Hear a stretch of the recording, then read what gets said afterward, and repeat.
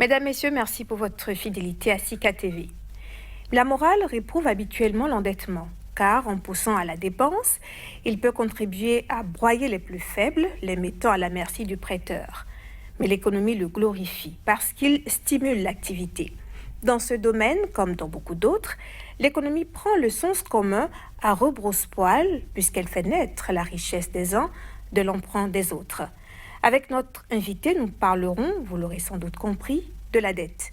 Espérant Achille Laleyet, consultant en finances entreprises, il soutient que la dette est un moyen de booster l'économie. Achille Laleyet, merci d'être avec nous. Bonjour Madame Bénédicta. Alors, Merci pour l'invitation. Qu'est-ce que la dette d'un pays? Ok.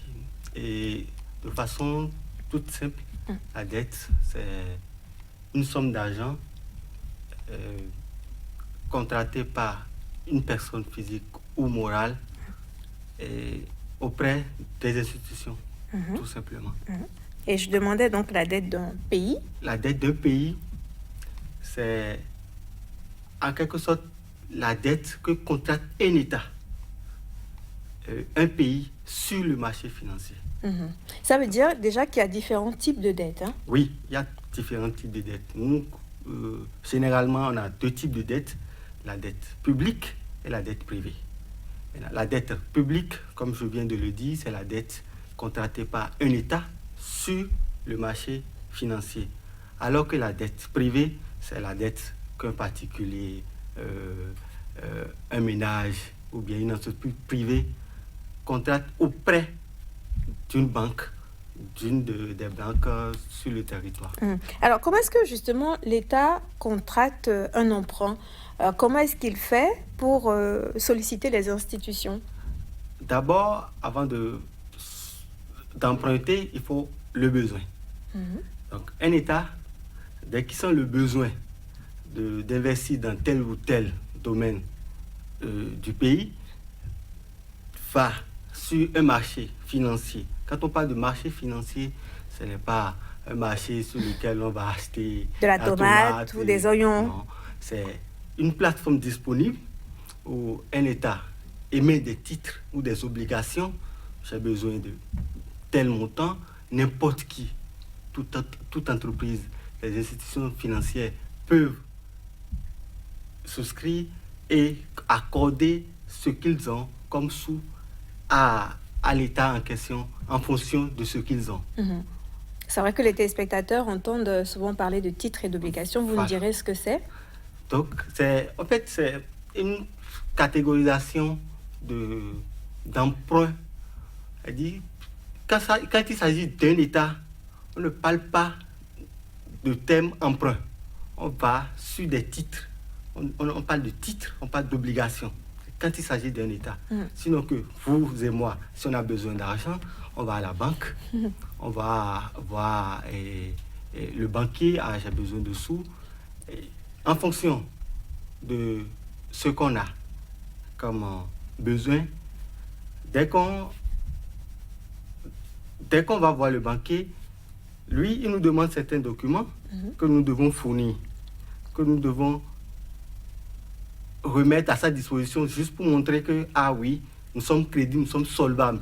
Nous ne demandons pas de nous emprunter de l'argent juste pour aller acheter des trucs qui ne valent pas de la peine. Donc, dans le même temps que les banques nous exigent des documents pour prouver de la rentabilité de ce que nous voulons faire, dans le même temps, l'État aussi, quand il va sur ce marché, a l'obligation de prouver que ce qu'il veut faire avec l'argent collecté, ce serait pour le bien-être de la population. Ce serait pour le bien-être de tout le monde.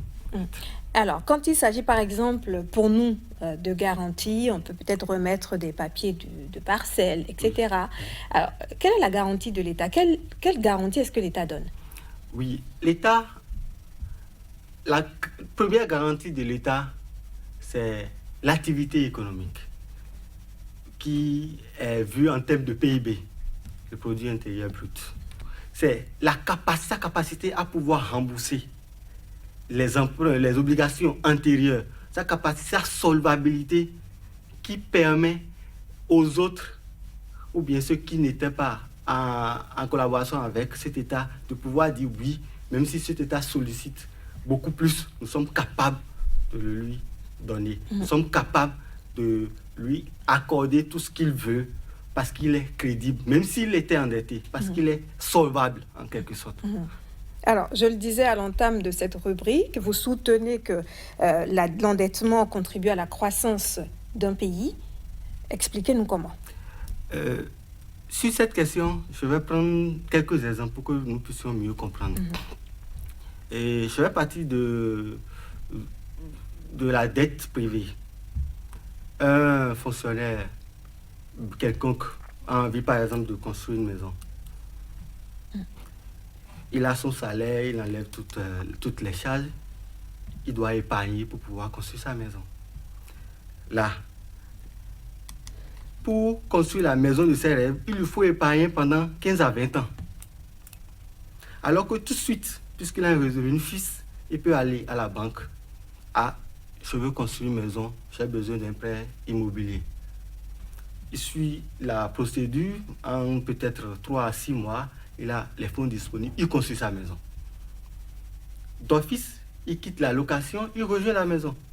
Donc ça fait de l'économie. Cette économie pourra lui permettre de payer l'emprunt qu'il a contracté auparavant. Laissons ça d'abord. Quand cette personne prend de l'argent et va construire sa maison, toutes les sociétés, les ouvriers, la société d'architectes, tous ceux-là vont... Qui contribuent à la construction de la maison sont des gens, en fait, qui contribueront après à payer les impôts, donc pour donner des fonds, des ressources à notre État. Oui. Ceux-là vont nourrir leur famille, ceux-là vont payer ci et ça. Mais quand ils vont finir de faire toutes ces dépenses, n'oubliez pas qu'eux aussi vont épargner. Ils vont épargner où? À la banque. Ils vont déposer encore ces sous à la banque. C'est ça, la banque va encore utiliser pour accorder des prêts à d'autres personnes qui en ont besoin. Donc, si on prend juste cet exemple, vous voyez tous ceux qui ont contribué à la réalisation de cette maison, vous voyez l'épanouissement que tous ceux-là ont. Les répercussions en fait sur ces prestataires, et sur leur famille, sur leurs proches, ainsi de suite, sur d'autres entreprises. Ça, c'est une seule personne. Donc, remontons ça à un niveau étatique. Quand un État a contracté un emprunt et va construire des écoles, des routes ou des hôpitaux, ce sont ces mêmes personnes qui travaillent dans le pays, qui vont se faire soigner, dont les enfants iront à l'école. Ce sont tous ceux-là. Quand ils sont en bonne santé, ils vont donner plus de leur rendement et ça va donner plus de bénéfices à la société. Ils vont payer plus d'impôts. Donc, vous comprenez aisément que si on peut partir de l'emprunt pour rendre plus épanouies certaines personnes, plus épanouie une société tout entière, cet argent injecté dans le pays revient encore à l'État sous forme d'impôts sur salaire ou d'impôts sur société, et le reste à la banque sous forme d'épargne pour que la banque puisse encore prêter à d'autres personnes. Donc, à l'échelle plus grande, c'est un peu ça. Donc, si on part de cet exemple que j'ai donné, nous voyons tout simplement que l'État, en contractant des dettes, résout un problème immédiat qui participe à l'essor économique de certaines personnes qui vont contribuer à ce qu'ils puissent recouvrer. Bon, je dis recouvrer en des termes trucs là, c'est pas un recouvrement parce que ce n'est pas les impôts. Les impôts par les impôts, l'État peut honorer ses engagements vis-à-vis des prêteurs. Donc, dès que l'État honore ses engagements, l'État peut prêter encore à nouveau. Ça fait 1. De 2, si l'État, auparavant, était sur le marché et a pu trouver un emprunt par exemple, à 10% de taux d'intérêt, je donne un exemple, et au bout d'1 an, 2 ans, arrive à avoir un autre prêteur qui peut lui prêter de l'argent à 8%, l'État peut prendre cet argent, puisque l'intérêt est moindre que pour le premier prêt. Que pour le premier, l'État peut prendre et rembourser le premier, puisque l'intérêt que le premier lui proposait est un peu plus élevé que... Donc l'État peut prendre et rembourser. De même temps, quand l'État rembourse, ça veut dire que automatiquement l'intérêt que l'État aura payé à la fin des échéanciers de l'emprunt, ça devient... c'est plus énorme. Donc, alors, en s'endettant quand même, d'une certaine manière, est-ce qu'on n'aliène pas sa liberté puisque l'on prend un engagement qu'il faudra tenir sous peine de sanctions? Oui, bien évidemment. Dès qu'on contracte un emprunt, automatiquement, on est lié au prêteur. Et ça nous amène à avoir une gestion plus efficiente des moyens, à pouvoir régler certains problèmes, à ne plus dilapider, à ne plus gaspiller de l'argent parce qu'on a un engagement envers le prêteur. On doit honorer à ces engagements. Donc, ça permet une certaine gestion financière qui ne permet plus à ce qu'on fasse du gaspillage. Et si on fait du gaspillage, vous comprenez que les autres n'auront plus confiance et sur le marché, on ne sera plus crédible. Oui, mais en même temps, est-ce que l'ouverture que l'endettement propose sur l'avenir n'est pas aussi un risque? Est-ce que ce n'est pas une chaîne? En 1 minute, Maxime. Oui, et nous pouvons bien comprendre que si on s'endette aujourd'hui, c'est pour plus tard. Donc, ce sont nos enfants qui vont payer pour ça.